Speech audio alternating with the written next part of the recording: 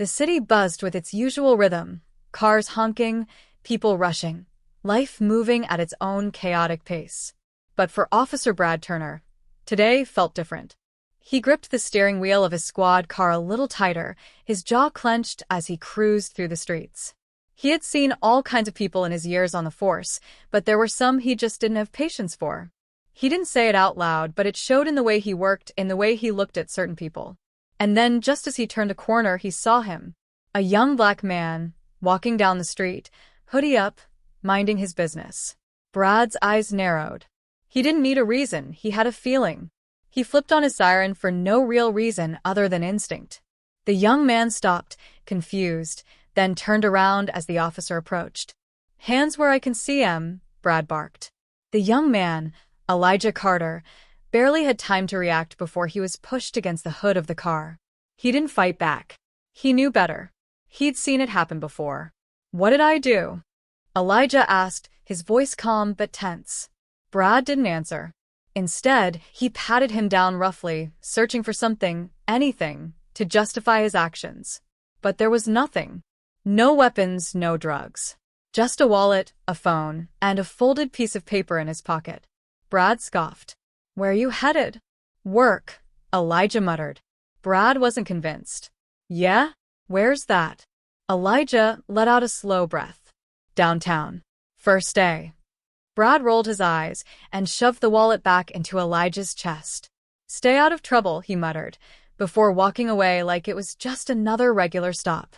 Elijah watched as the officer got back in his car, shaking his head. He had no idea that in just a few hours, their paths would cross again, this time, in a way that would change everything. Because when Brad walked into his precinct later that day, feeling as confident as ever, ready to meet his new supervisor, the last person he expected to see sitting in that office chair was Elijah Carter. And Elijah? He just looked up, calm and steady, before saying two words that made Brad's stomach drop. "Have a seat." Brad froze. The air in the office felt heavier, the walls somehow closer. His heartbeat thudded in his ears, and for the first time in years, he didn't know what to say. His mouth went dry as he took a slow step forward, forcing himself to believe that this had to be some kind of joke. Maybe he was in the wrong room. Maybe this was just some elaborate prank by the guys in the department. But the nameplate on the desk was clear: Elijah Carter, supervising officer. Elijah leaned back in the chair, calm, almost too calm. His face gave nothing away, no anger, no smugness, just unreadable patience. He was in control now, and both of them knew it. Brad hesitated, then sat down, his hands gripping the sides of the chair as if steadying himself. He could feel the sweat forming on the back of his neck. Elijah finally spoke, his voice steady, measured. "I assume you remember me." Brad's throat tightened. "Look, if this is some kind of—" Elijah held up a hand, stopping him mid-sentence. "I don't need an explanation," he said, his eyes locking onto Brad's. "I know exactly what happened. I know exactly who you are." Brad's stomach twisted. He had dealt with plenty of tough situations before, hostile suspects, dangerous criminals, moments where life and death hung in the balance. But this was different. This wasn't something he could control with authority or force. Elijah studied him for a moment before shifting his attention to a file on his desk. He flipped through the pages casually, but Brad knew it wasn't random. He was being evaluated, judged in a way he never had been before. "You've been on the force for what, 15 years?" Elijah asked, eyes scanning the file. 17. Brad corrected without thinking. Elijah nodded, tapping a finger against the paper. 17 years. Long time. He glanced up. "I imagine you've seen a lot." Brad swallowed hard. "Yeah, I have." Elijah leaned forward slightly. "And in those 17 years, how many times have you pulled over someone just because you had a feeling?" Brad's jaw tightened. "I don't profile." Elijah raised an eyebrow. "You sure about that?" Silence stretched between them. Brad could feel the weight of the moment pressing down on him. He had to say something, anything, to regain control of the situation. "I did what I thought was right," he muttered.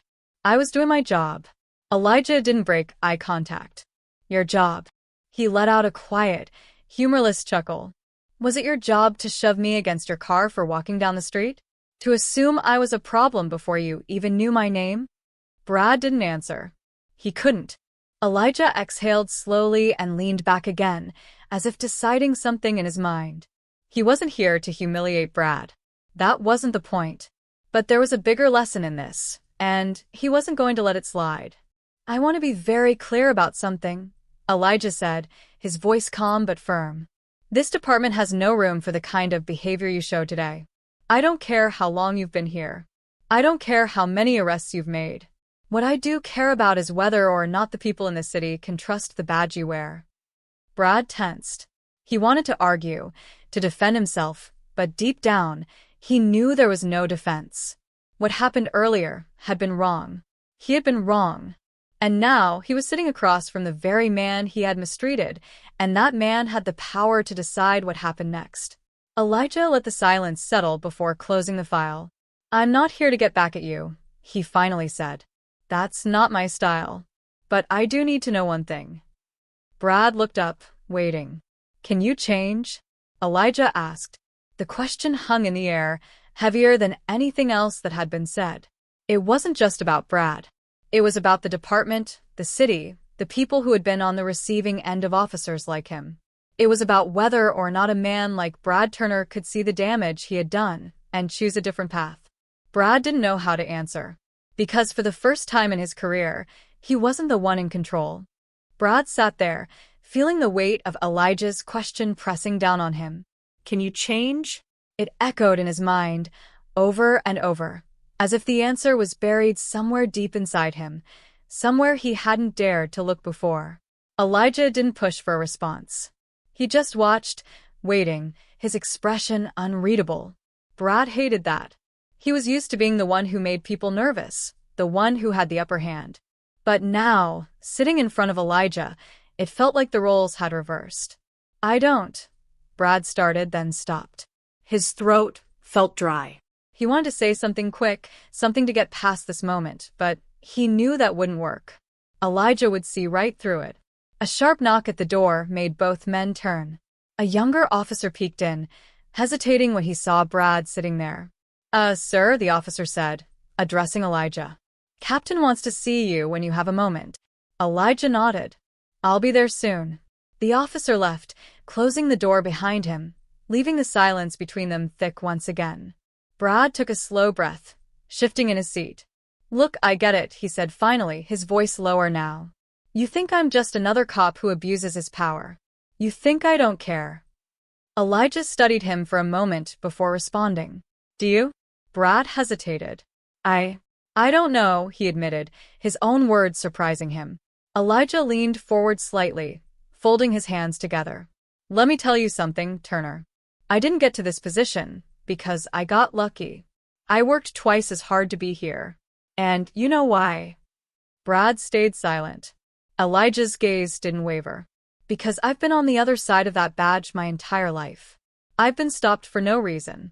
I've been treated like a suspect before I was ever treated like a person. And now I sit here in this chair, and I have to decide what kind of department I want to lead. Brad clenched his jaw. He wanted to argue, wanted to say that not all cops were bad, that the job was hard, that split-second decisions weren't always perfect. But deep down, he knew that wasn't the point. Elijah sighed, tapping a pen against the desk. I'm not asking you to be perfect. I'm asking if you're willing to do better. Brad exhaled sharply and stood up, gripping the back of the chair. He needed air. I need to get back to work. Elijah nodded slowly. We all do.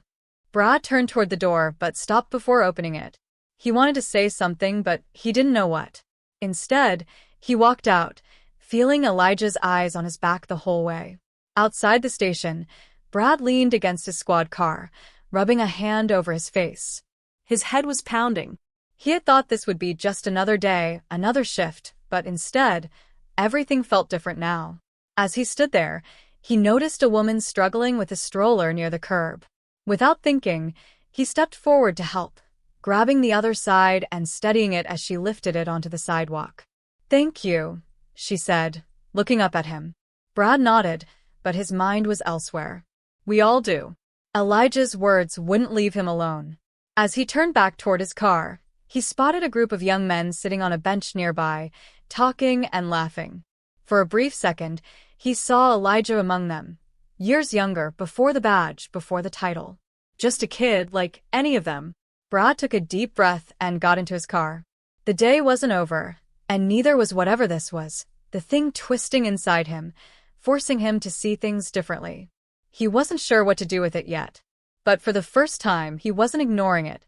The drive home felt longer than usual. The streets were familiar, but Brad's mind was anywhere but the road. His hands tightened around the steering wheel, his thoughts circling back to the way Elijah had looked at him, calm, steady, like he had already made up his mind about the kind of man Brad was. The worst part was, Brad wasn't sure if he was wrong. As he pulled up to his driveway, the house felt different, smaller somehow, as if it couldn't contain the weight of the day. He stepped inside, barely acknowledging the hum of the TV in the living room. His wife, Sarah, sat on the couch, scrolling through her phone, but when she glanced up and saw his face, she frowned. "Rough day?" she asked, setting her phone down. Brad exhaled sharply. "Something like that." Sarah watched him carefully. "Want to talk about it?" He hesitated. They had been married for 12 years, and she had always been his sounding board. But this wasn't like the usual frustrations of the job. This wasn't a bad shift or an argument with a suspect.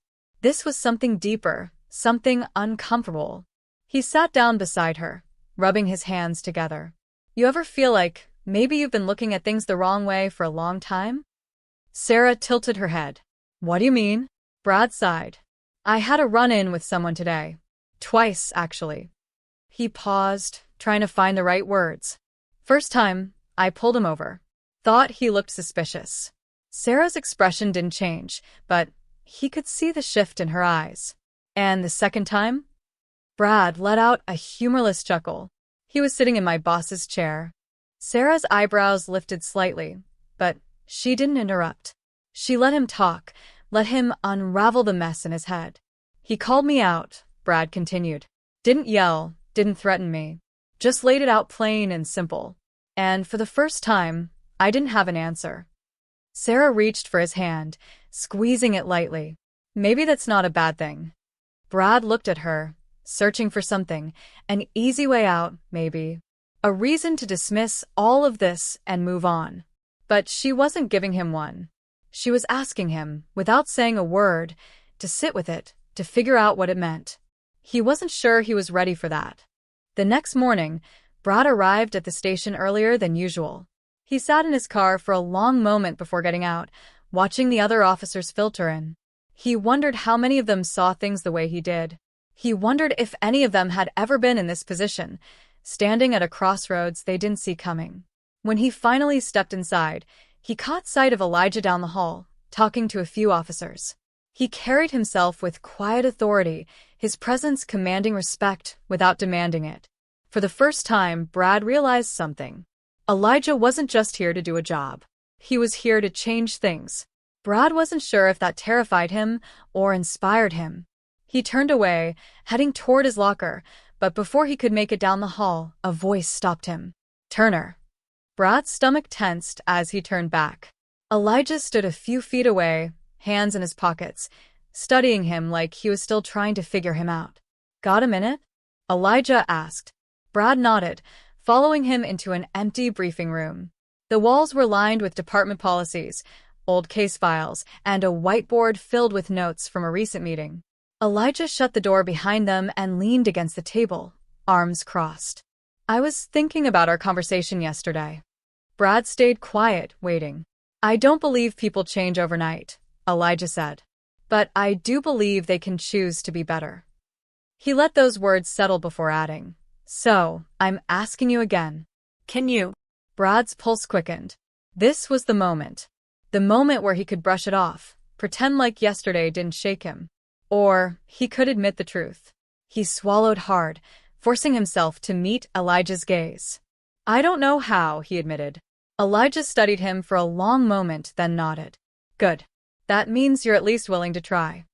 Brad exhaled, feeling something loosen in his chest, just slightly. But before anything else could be said, the radio on Elijah's belt crackled to life. "We've got a situation on 5th and Maple. Officers requesting immediate backup." Elijah's eyes sharpened, and in an instant, whatever personal moment they were having disappeared. They were cops again, and duty called. "Let's go," Elijah said, already moving. Brad didn't hesitate. He followed, heart pounding, knowing that whatever happened next could change everything. Brad rushed to his squad car, adrenaline surging through his veins. He barely had time to process the conversation with Elijah before the reality of the call took over. A situation on 5th and Maple could mean anything: an armed robbery, a violent dispute, or something worse.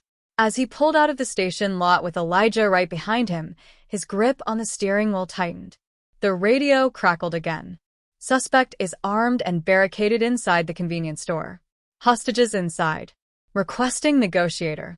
Brad's stomach dropped. A hostage situation. This wasn't just another routine call. It was the kind of moment that defined officers, how they responded, the decisions they made under pressure. As he sped toward the scene, he stole a glance in his rearview mirror. Elijah was right behind him, his expression unreadable, his mind likely racing through the same scenarios. When they arrived, flashing lights painted the storefront in red and blue. Officers were already in position, taking cover behind their vehicles. A tense energy filled the air. A sergeant approached them. Guy stormed in, waved a gun around, and locked the doors. Owner and at least 3 customers inside. No demands yet. Brad surveyed the building. The glass windows were covered with posters and promotional signs, making it impossible to see inside. Every second that passed felt heavier. Elijah turned to the sergeant. "Any communication with him?"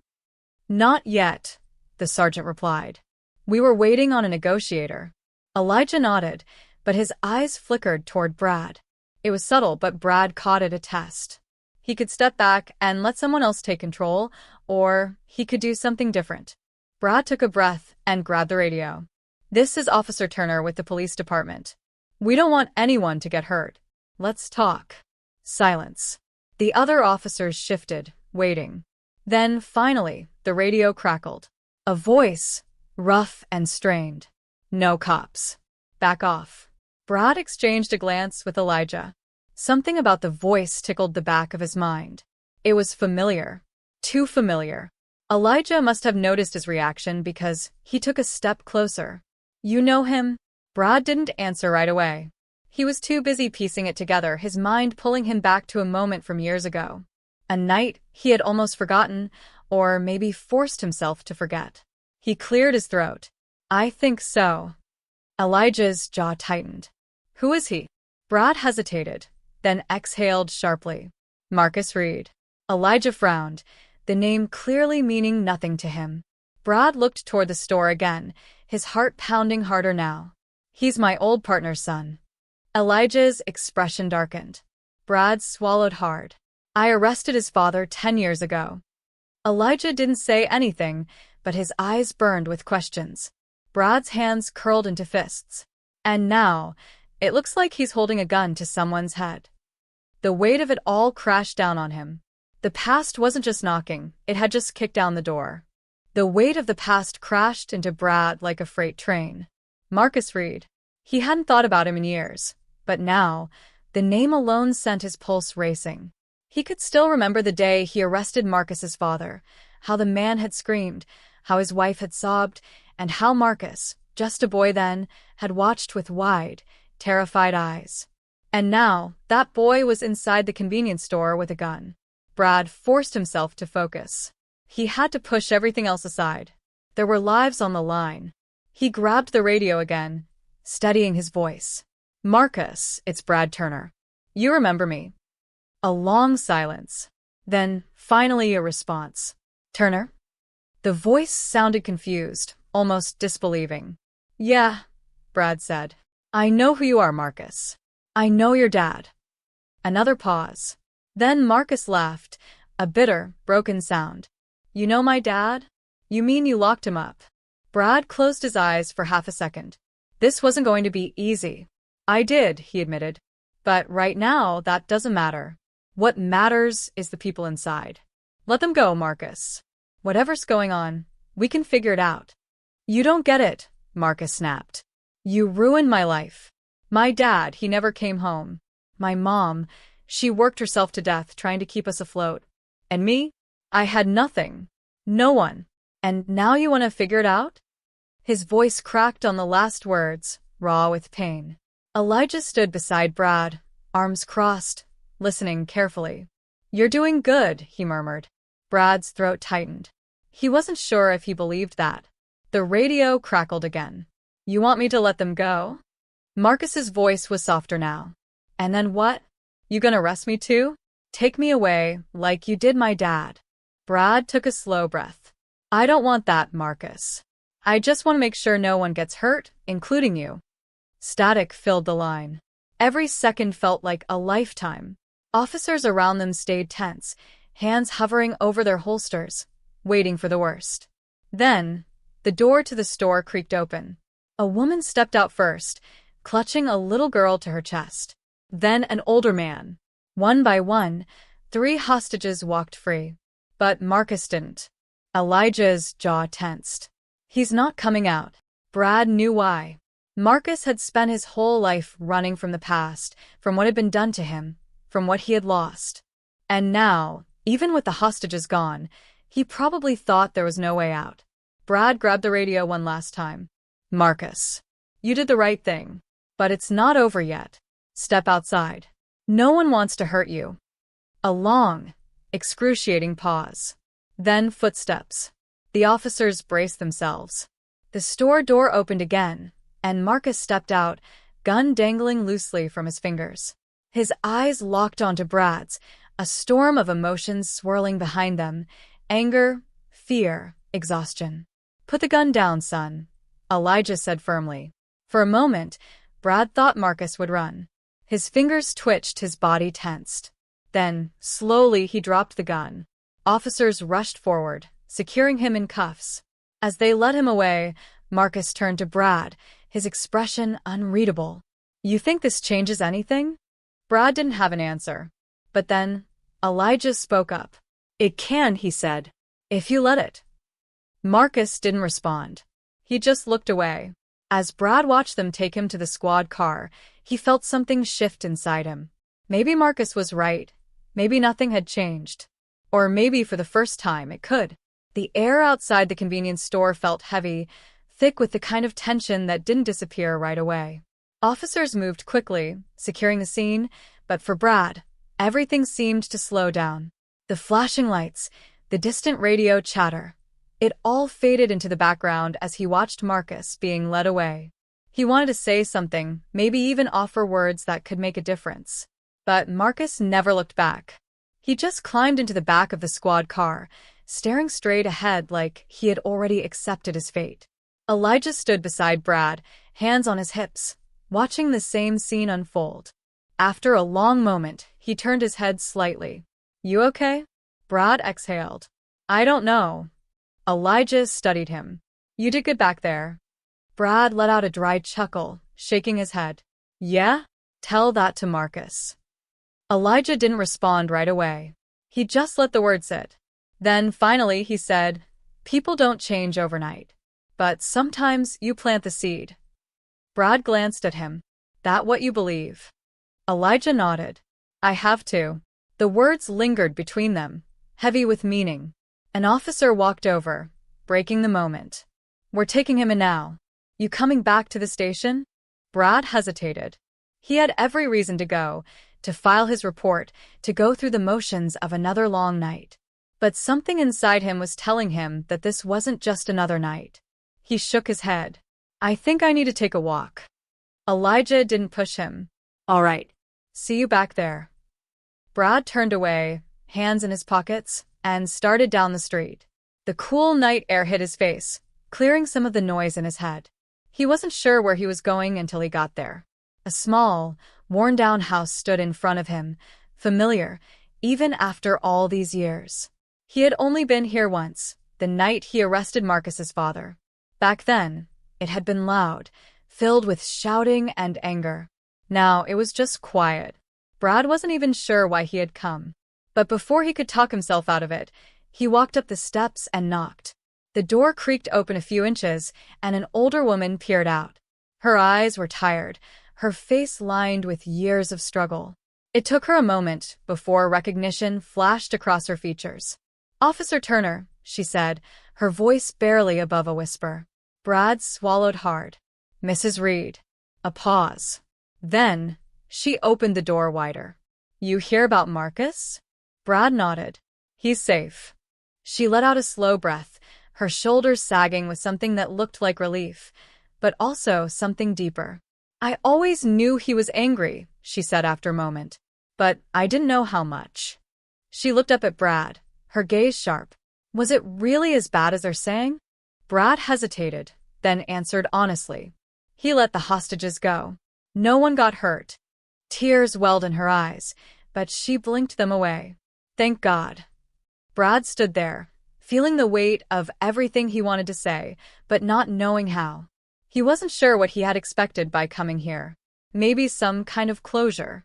Maybe forgiveness. But all he could do was offer the truth. "He's not his father," Brad said quietly. "He made mistakes tonight, but he's not his father." Mrs. Reed studied him for a long time. Then finally she nodded. "I know." A heavy silence stretched between them before she finally spoke again. "You think they'll lock him up forever?" Brad wished he had a better answer. "I don't know, but I'll make sure they know he gave up without a fight." She nodded again, as if that was the best she could hope for. "Thank you." Brad didn't know what else to say, so he just gave her a small nod and stepped back. As he walked away, something inside him felt different. Lighter, maybe. Like for the first time, he was really starting to see things for what they were. By the time he got back to his car, his phone buzzed. A message from Elijah. "You still gonna show up tomorrow?" Brad stared at the screen for a long moment. Then he typed back, "Yeah, I'll be there." And for the first time in a long time, he actually meant it.